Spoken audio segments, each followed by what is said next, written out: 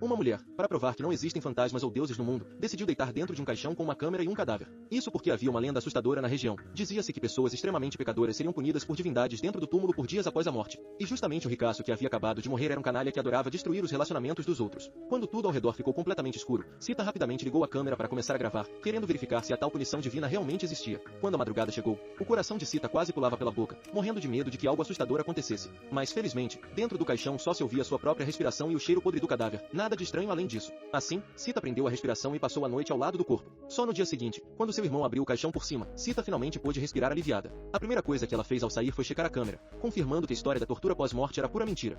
Empolgada, Sita correu até a emissora de TV para contar ao mundo que fantasmas e deuses simplesmente não existem. No entanto, quando ela tentou exibir a gravação da noite anterior no cemitério, a tela ficou completamente preta. Nada do que foi filmado apareceu. Para entender o que estava acontecendo, Sita correu atrás do irmão e descobriu que ele havia trocado o cartão de memória da câmera. O irmão não queria que Sita se prendesse a essa questão de acreditar ou não em divindades, pois se o vídeo fosse divulgado, poderia enfurecer fiéis e causar uma tragédia como a que viveram na infância. Naquela época, os dois tinham uma família feliz, até que um dia tudo mudou. Os pais deles tinham uma padaria, e certo dia apareceu por lá um fiel desesperado que havia cometido muitos pecados no passado. Com medo de sofrer a tal punição divina, o homem decidiu se suicidar em público para tentar obter perdão. Os pais de Sita, vendo a situação, tentaram impedir o homem, mas no segundo seguinte a bomba em sua mochila explodiu.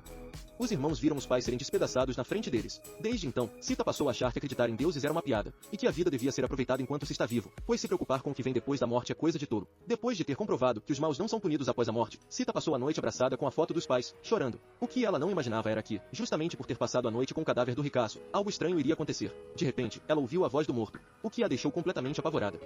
Como era cuidadora em um asilo, Sita achou que estava tendo uma alucinação, então decidiu ir até o quarto onde o ricaço costumava ficar quando estava vivo. Para tirar a dúvida da cabeça, ela foi até atrás da cortina, e de repente viu uma sombra.